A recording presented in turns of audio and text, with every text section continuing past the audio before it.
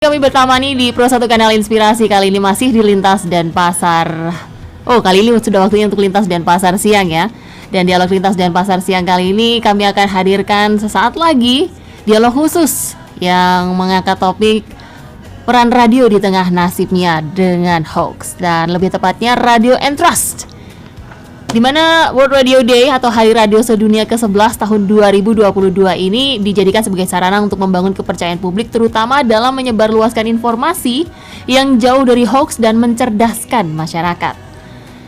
Kepercayaan terhadap jurnalisme radio diharapkan menghasilkan konten yang independen dan berkualitas tinggi serta berpedoman pada etika jurnalistik, seperti diungkapkan Sulbi Yozar Aryadi, Ketua Ombudsman Republik Indonesia Perwakilan Bangka Belitung, dalam menyongsong Hari Radio Sedunia yang diperingati 13 Februari, sebagaimana kami kutip dari rri.co.id. Dan sudah hadir di ujung telepon Bapak Agus Astape, Ketua KPID Bali. Selamat pagi jelang siang, Bapak. Selamat pagi jelang siang Mbak Absari dan pendengar Pro 1 RRI Denpasar. Salam sehat selalu. Salam sehat selalu. Saya doakan juga Bapak segala pembaik ya Pak ya. Dengar kabar lagi kurang enak badan Pak. Ya, tapi untuk pendengar RRI saya selalu semangat. Selalu semangat. Iya, siap di line telepon. Pak, ya. Pembahasan kita sekarang ini membahas tentang Hari Radio atau World Radio Day. Mungkin sepatah dua patah kata Pak sebelum kita lanjut ke wawancara kita. Ya.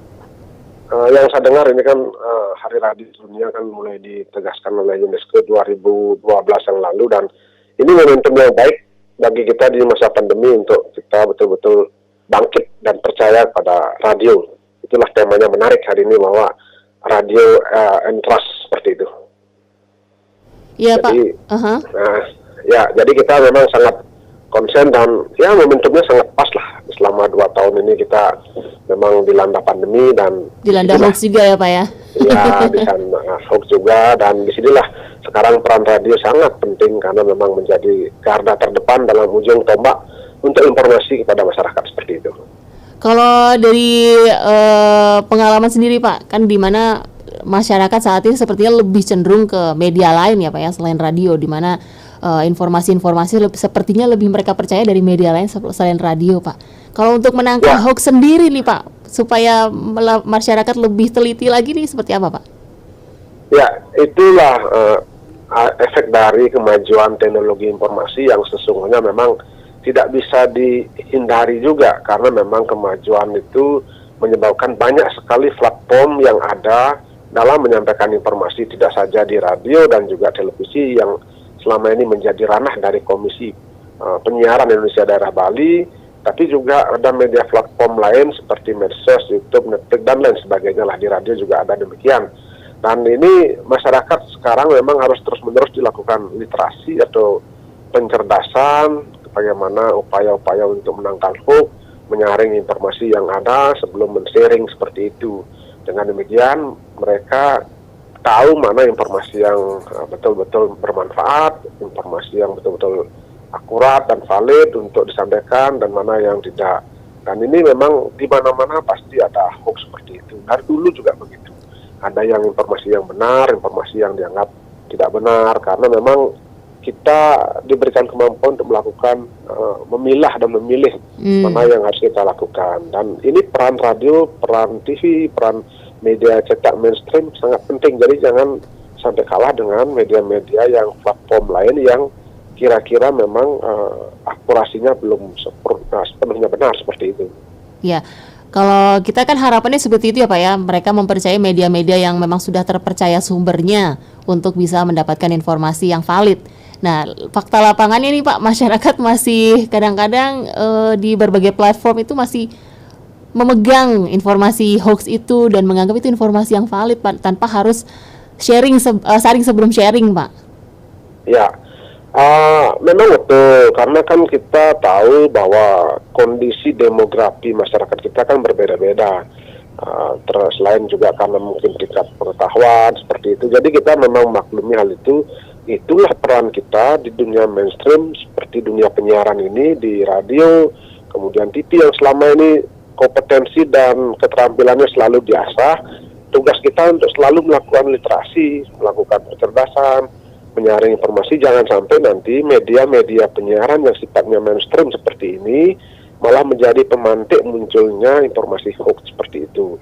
Jadi jangan kalah, jangan takut, jangan khawatir, kita akan mampu melakukan itu, karena nanti pada titik tertentu tentu masyarakat pasti akan bertanya, mencari klarifikasi, mencari konfirmasi kepada media mainstream yang ada selama ini, karena memang media mainstream akurasinya diyakini sangat betul. Ketika ada informasi yang sifatnya diragukan, tidak diketahui kebenarannya, mereka pasti akan bertanya kepada media-media yang sifatnya mainstream tersebut. Gitu. Jadi mereka pasti akan nonton TV dulu, oh kira-kira benar nggak di TV, oh dengar radio, oh benar nggak, oh ternyata benar. Nah itu baru mereka mulai berpikir bahwa informasi itu benar. Tapi kalau di TV, kemudian di radio, di koran belum ada informasi itu, nah mereka pasti belum yakin gitu ya. Jadi itu memang akan terjadi siklus seperti itu. Sehingga kita jangan khawatir, dan kita juga di KPID kan beberapa kali sudah melakukan literasi kepada pelaku penyiaran sendiri, baik radio maupun TV, dengan cara apa? Dengan cara memberikan pendidikan, memberikan keterampilan, dengan mengacu kepada P3SPS itu, pedoman perilaku penyiaran dan standar program siaran. Di situ jelas sekali ada aturannya, apa yang boleh dilakukan, apa yang tidak boleh dilakukan, bagaimana caranya melawan hoax. Jadi orang kadang-kadang kan selalu berpikir, oh ini sulit sekali melawan hoax. Saya pikir tidak. Bisa kita terus, yang penting kita terus menyiarkan informasi-informasi positif seperti itu. Jadi jangan kita terpancing dan menjadi pemantik akan hal itu. Pak Astapo, ini yang menarik adalah bahwa media-media mainstream ini sudah diberikan edukasi oleh KPID ya, dan KPI secara keseluruhan di Indonesia bagaimana tentang panduan siarannya. Nah, kalau misalnya pelanggaran terjadi seperti apa yang diterapkan untuk media-media mainstream ini, Pak? Ya, kalau khusus untuk di TV dan radio, karena itu menjadi ranah KPI, di mana sesuai dengan Undang-Undang 32 tahun 2002 tentang penyiaran, tentu ada tahapan-tahapan. Beberapa kali kita di KPID Bali contoh, menerima laporan tentang informasi yang dianggap tidak valid, informasi yang dianggap mungkin menyesatkan bagi masyarakat, sehingga dia lapor kepada kita. Kita juga sudah membuka kanal pengaduan yang disampaikan, yang diluncurkan pada awal Januari lalu. Jadi di situ sudah ada kanal pengaduan dari siaran TV dan radio oleh KPID Bali, bisa melalui web, melalui WA dan sebagainya, yang sudah kita langsung terkoneksi dengan span lapor di pusat. Jadi kalau ada laporan-laporan yang siarannya ini tidak bagus, tidak mendidik, misalnya siarannya ini rasanya informasinya tidak pas, tidak sesuai dengan karakter masyarakat kita, ya kita langsung follow up. Jadi dalam waktu yang singkat dan cepat itu kita langsung follow up, radio mana, TV mana, langsung kita telepon, kemudian kita penanggung jawabnya kita komunikasikan. Kalau misalnya tidak digubris misalnya seperti itu, kita berikan surat teguran. Kemudian ada teguran 1, teguran 2, bahkan sampai rekomendasi terhadap pencabutan izin, atau mungkin pencabutan isi siaran itu, atau mungkin membatalkan, atau mungkin meniadakan isi siaran itu. Itu ada tahapan-tahapan yang diatur dari P3SPS tersebut. Jadi media-media mainstream ini sesungguhnya sudah dibekali dengan aturan dan pedoman yang valid dan baik, termasuk juga di media cetak. Media cetak tentu ada Dewan Pers, ada PWI dan lain sebagainya, yang secara organisasi memang mengeluarkan aturan-aturan untuk anggotanya. Jadi mereka juga memiliki kode etik jurnalistik, kemudian Undang-Undang Pers nomor 40 tahun 99 yang menjadi pedoman. Jadi masyarakat saya pikir jangan khawatir, karena media-media mainstream ini pasti sudah dibekali dengan kemampuan, bahkan beberapa kali kan ada uji kompetensi wartawan yang diikuti oleh para pelaku penyiaran baik di TV, radio maupun media cetak. Itulah yang menjadi tameng kita untuk mengantisipasi adanya informasi hoax di media-media sosial tersebut. Oh, berarti sudah ada pedomannya dan juga sudah ada sanksi-sanksi yang siap diberikan ya Pak ya, kalau misalnya ada pelanggaran ya? Ya, betul. Jadi jangan khawatir, karena contoh ada radio kemarin misalnya dilaporkan terkait dengan informasi berkaitan dengan obat, misalnya obat yang dianggap itu kira-kira layak tidak kemudian kita langsung komunikasi dengan BP POM dan pasar. Kemudian di situ ada di webnya bahwa ini obat-obat yang memang betul-betul bisa dikonsumsi oleh masyarakat. Kemudian mana ini sudah memiliki izin edar ataupun izin produksi. Ini yang boleh. Kemudian kalaupun sudah memiliki izin dan sebagainya, tentu dalam proses membuat iklannya itu juga harus hati-hati. Tidak ada sifatnya obat itu menyembuhkan, tapi dia hanya menjadi apa istilahnya dibilang oleh BP POM itu Meringankan gejala? Meringankan gejala seperti itulah. Jadi tidak ada menyembuhkan, tidak ada. Jangan sampai ada kata-kata yang menyesatkan itu. Nah itu kita baru tahu dan baru memahami ternyata memang kalau obat dan makanan seperti itu apa tahapan-tahapannya, dan itu kita sudah undang kemarin teman-teman radio, teman-teman TV, kemudian mereka mendengarkan penjelasan langsung dari BP POM dan pasar, sehingga itulah menjadi pedoman salah satunya seperti itu. Jadi termasuk juga misalnya yang lain-lain, kalau ada informasi berkaitan dengan misalnya berkaitan dengan pornografi di radio, di TV, ada juga yang melaporkan kita, Pak ini siarannya jam segini kok begini, rasanya kok agak mengarah ke pornografi misalnya begitu, karena tidak cocok dengan umur dan sebagainya.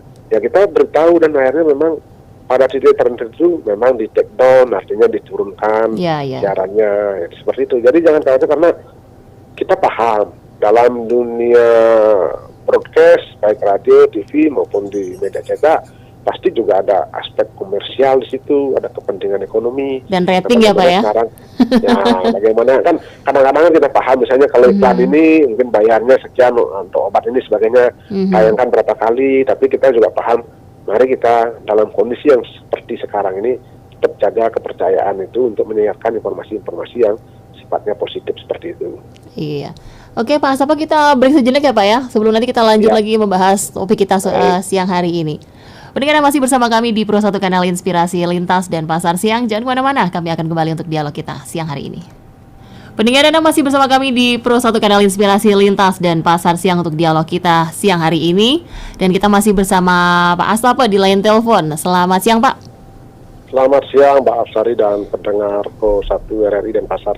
Salam sehat selalu. Salam sehat selalu Pak. Kali ini pertanyaan saya menumbuhkan percaya ke masyarakat ini Pak terhadap media mainstream ini Pak. Sudah pasti media mainstream mengikuti arahan dari KPID untuk panduan-panduan dan pedomannya. Nah masalahnya menumbuhkan trust ke masyarakatnya ini sebaiknya seperti apa Pak?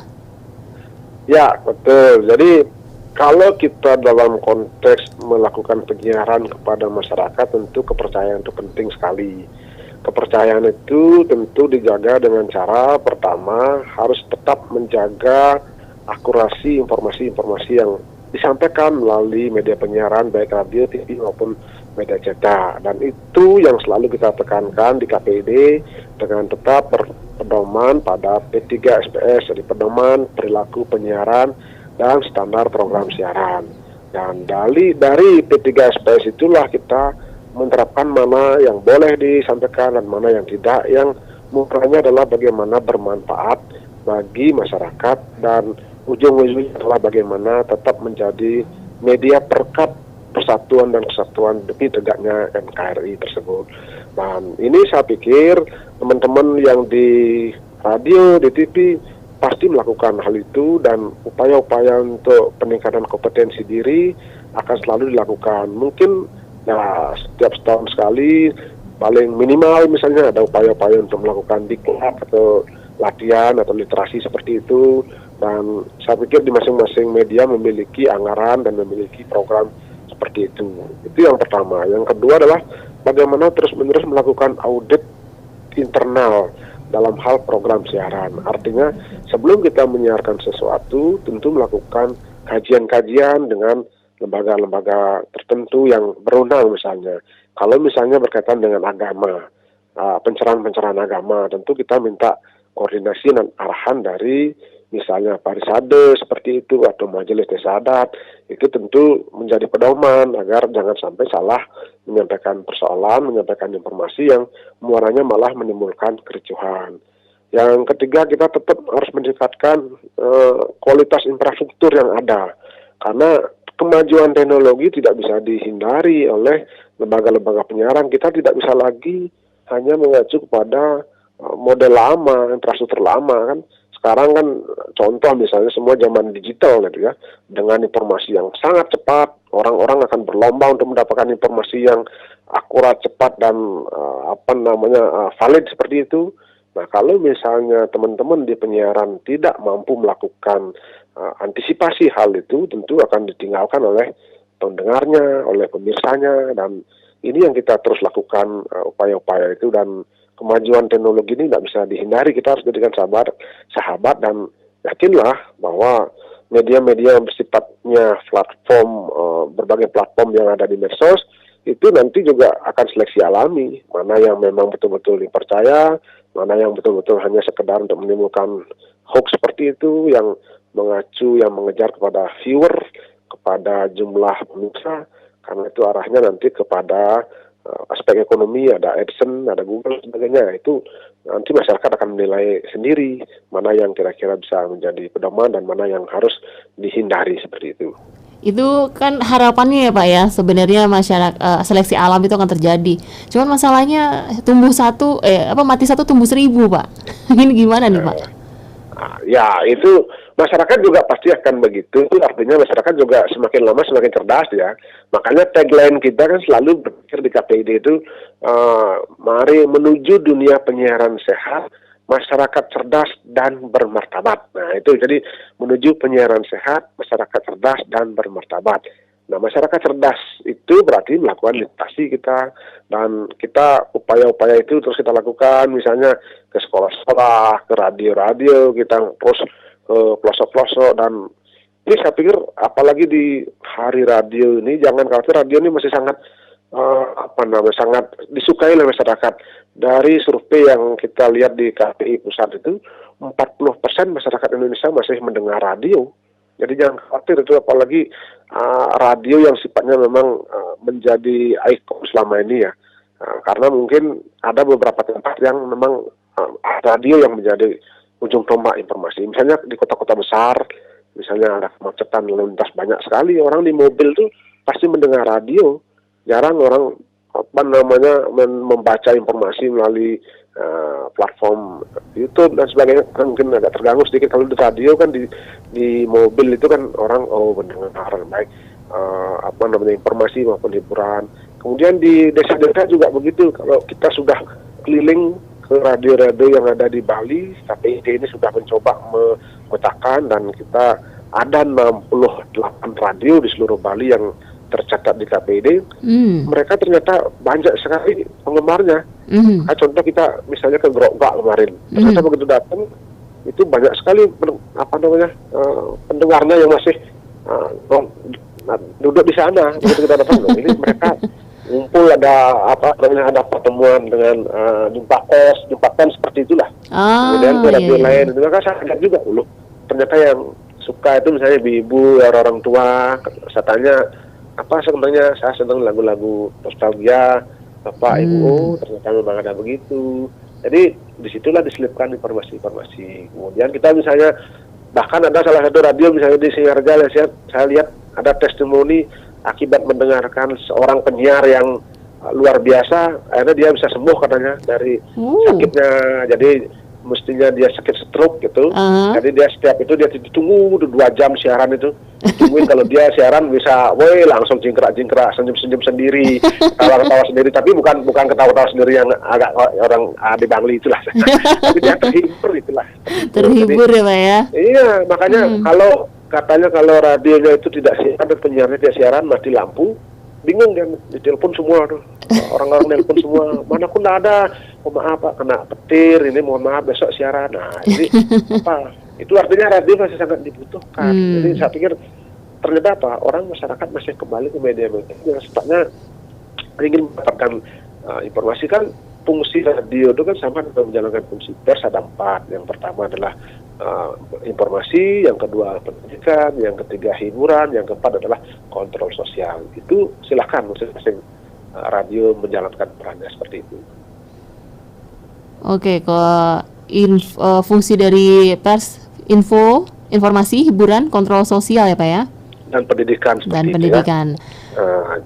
Jadi itu memang silakan. Kalau misalnya RRI misalnya saya lihat lebih banyak dari segi informasi dan pendidikan, ya silahkan. Kemudian kalau di radio di desa lebih banyak misalnya hiburan lah ya itu juga memang fungsinya dia, karena menghibur masyarakat di zaman sekarang kan luar biasa hikmahnya itu ya. Iya. Saat orang lagi kondisi stres seperti itu. Saya terus terang aja kaget kemarin ada ulang tahun radio di sana sampai didatangkan orang yang buta itu. Kemudian dia testimoni bahwa dia sembuh karena setelah mendengarkan itu ternyata apa gangguan saraf ada, tapi begitu mendengar orang itu siaran dengan cara begitu di radio dia sembuh katanya ya. Kemudian ada yang stroke juga. Jadi ada 2-3 orang kalau nggak salah itu dihadirkan untuk testimoni seperti itu dan orang tua.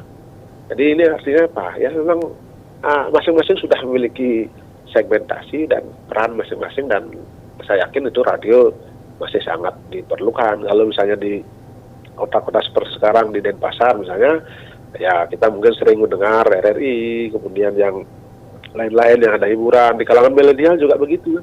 Di milenial saya pikir juga ada segmennya, mungkin radio yang khusus milenial, anak muda itu. Kalau tidak ada radio, mereka juga tidak tahu perkembangan informasi, baik masalah lagu-lagu, hiburan, maupun informasi-informasi seperti itu. Baik, Pak. Ini menarik, tadi Bapak juga sudah sempat menyinggung bahwa beberapa fans di beberapa radio, mungkin lebih tepatnya di daerah-daerah yang lebih di luar Denpasar ya Pak ya, yang berkumpul dan istilahnya mempunyai testimoni. Nah Pak, kalau saya tangkap dari penjelasan Bapak sepertinya pendengar-pendengar ini usianya cukup dewasa ya Pak ya?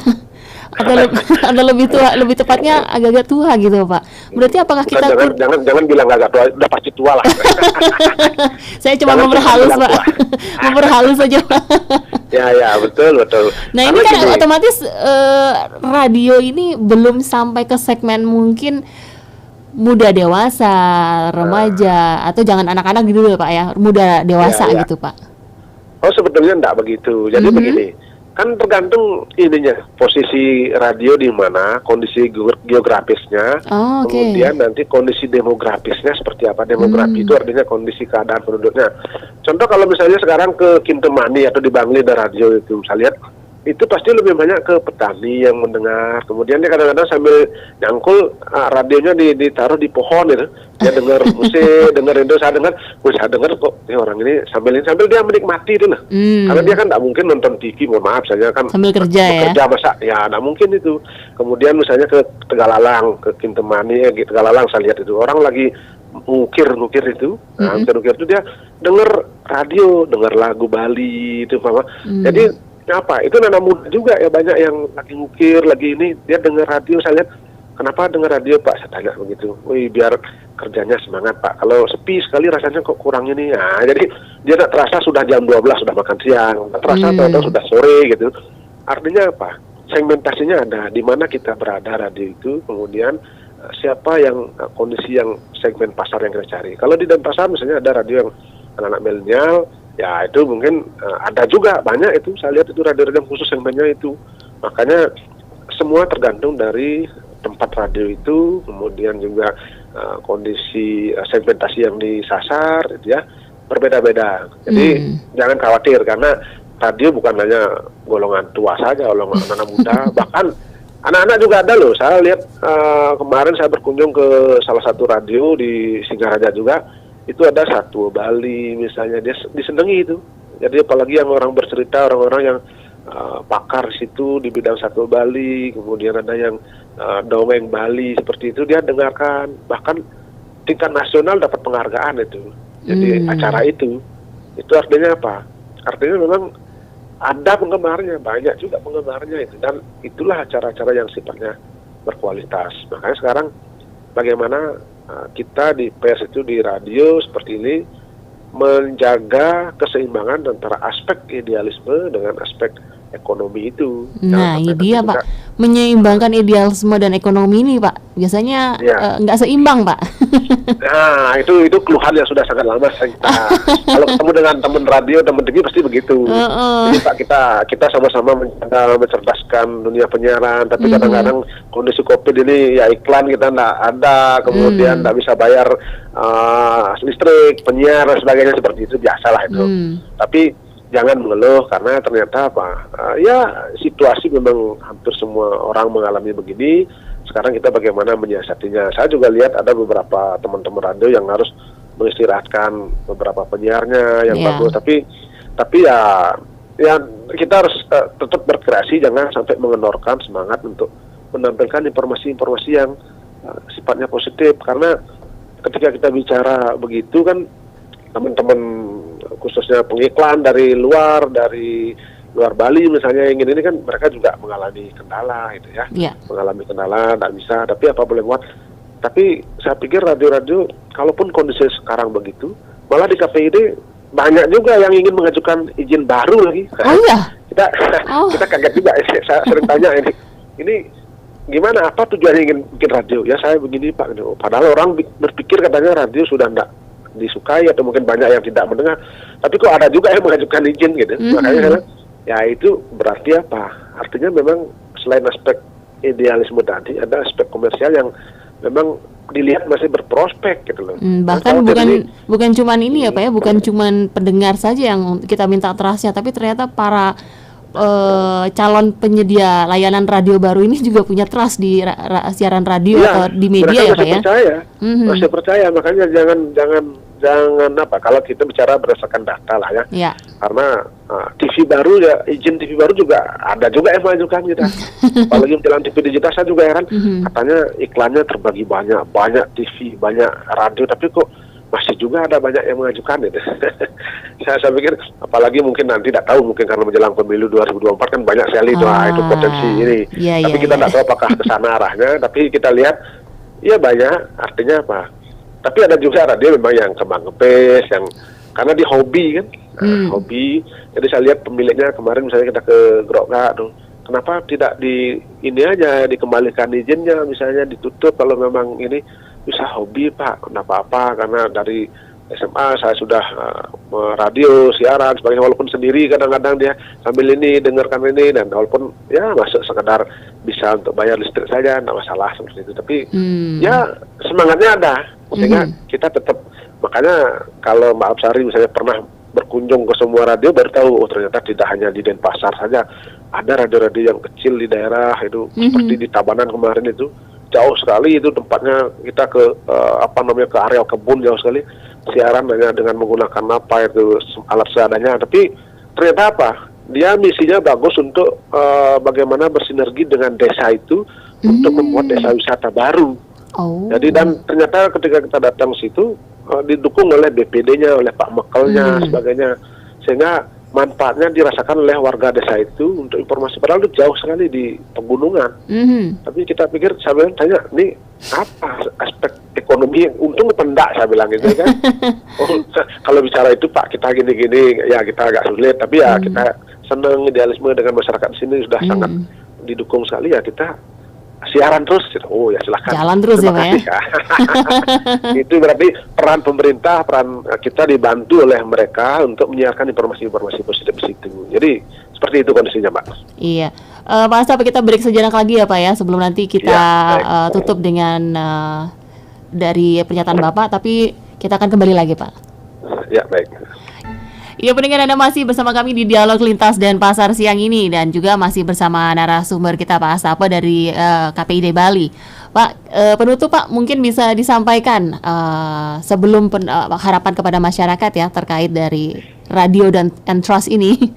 Mungkin saya perlu juga statement dari Bapak tentang edukasi masyarakat Pak, bagaimana mereka lebih mencintai radio atau media mainstream pada umumnya.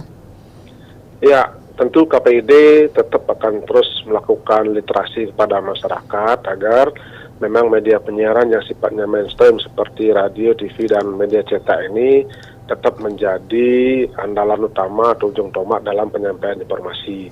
Karena memang media penyiaran yang sifatnya mainstream ini sebelumnya tentu sudah dilakukan upaya-upaya peningkatan kompetensi diri, kemudian upaya-upaya perbaikan infrastruktur, dan juga tentu adopsi dari teknologi informasi yang ada, sehingga diyakini bahwa media mainstream ini akan lebih akurat menyampaikan informasi, menghindari hoax, dan memang risikonya cukup tinggi apabila media-media ini menyampaikan informasi yang sifatnya hoax seperti itu. Dan tentu masyarakat juga kita berharap agar ketika misalnya tidak yakin dengan ada informasi-informasi dari platform lain di luar media mainstream ini, masih bisa dikonfirmasi dulu kepada lembaga terkait apapun itu. Kalau berkaitan dengan obat, misalnya kita konfirmasi ke BPOM atau menunggu informasi itu, atau bahkan sekarang sudah sangat canggih dengan menggunakan media online, cek di web-web mereka. Demikian juga dengan bersifat dengan informasi yang sifatnya kriminal dan sebagainya. Karena nanti ketika media non-mainstream yang sifatnya platform OTT namanya, over the top ini, jadi audiovisual berbasis internet, itu tanggung jawabnya adalah pribadi atau individu dari masing-masing. Jadi bukan lembaga, karena itu kaitannya dengan undang-undang ITE, informasi transaksi elektronik. Jadi bukan undang-undang penyiaran atau bukan undang-undang pers. Sehingga nanti kalau kita membuat sesuatu informasi yang disampaikan melalui platform di luar media mainstream ini, nanti tanggung jawabnya ada di diri kita sendiri masing-masing. Itu yang perlu diwaspadai dan hati-hati bagi kita untuk menyampaikan itu. Jadi penting sebenarnya untuk masyarakat jangan mentang-mentang share-share bebas kesalahan ya Pak ya. Ya, karena kita memang ya boleh cepat, boleh lebih awal, tapi tentu kita harus melakukan check dan balance ya, agar jangan sampai nanti kita menimbulkan persoalan. Dan saya selalu tanamkan kepada teman-teman di lembaga penyiaran, baik di radio TV, jangan juga menjadi pemantik dari munculnya persoalan-persoalan. Mari kita menjadi peneduh, menjadi media yang bisa memberikan tuntunan agar mereka yang tidak yakin dengan informasi di platform OTT itu nanti mencari informasi dan akurasinya di media penyiaran yang kita ada. Jadi jangan sampai nanti kita yang tidak tahu, malah kita yang ikut menyebarkan, dan akhirnya nanti malah menjadi sumber mana yang informasi yang benar dan informasi yang tidak, karena pegangan dan pedoman yang dijadikan aturan oleh media penyiaran mainstream ini sudah sangat jelas. Ada undang-undang pers, undang-undang penyiaran, ada juga P3SPS seperti itu, sehingga sangat jelas dan sanksinya lembaga itu nanti yang bertanggung jawab pada instansi terkait seperti itu. Baik, terima kasih Pak Agus Hastape untuk perbincangan kita siang hari ini. Semoga segera membaik kondisinya. Sebelum berakhir satu lagi nih, karena ini Hari Radio Sedunia, jadi KPID Bali mengucapkan selamat kepada radio terkait dengan Hari Radio Sedunia. Mudah-mudahan radio akan selalu menjadi media penyiaran yang informatif dan tetap menjaga kepercayaan masyarakat untuk mendapatkan informasi. Selamat Hari Radio Sedunia ya. Terima kasih Pak Agus Hastape, Ketua KPID Bali. Pendengar, demikian perbincangan kita untuk Lintas dan Pasar siang kali ini. Terima kasih untuk atensi Anda, dan semoga informasi yang kami berikan menambah pengetahuan dan juga pastinya bermanfaat untuk Anda dan orang-orang sekitar Anda. Saatnya kita pamit undur dari Dialog Siang hari ini. Masih bersama kami di Persatu Kanal Inspirasi di Lintas dan Pasar Siang.